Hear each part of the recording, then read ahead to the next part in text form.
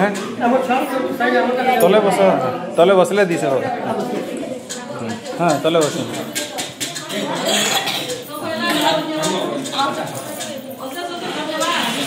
तो आउ जड़े दर्शक आमर पाखे अच्छन तो ताकर मतामतटा नेमा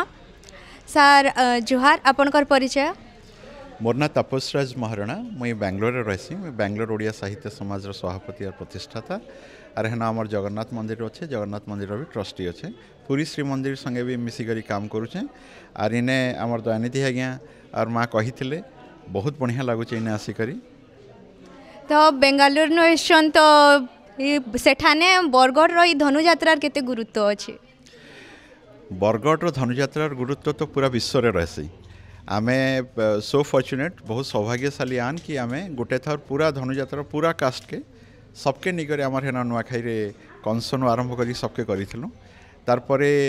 आमर इन बई अच्छे जे बिजली कन्या होता से आमर लास्ट नुआखाई रे भी आमर पूरा नुआखाई के देखी से भी गेस्ट थे आमर धनुजात्रा जेनटा अच्छे धनुजात्रार तार किसी कण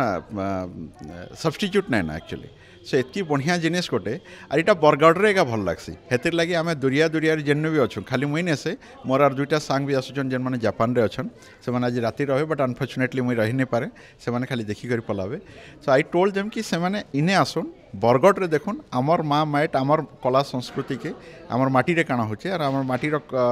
कलाकार माने केनता आमर संस्कृति के परिवेशन करूछन। धन्यवाद सर।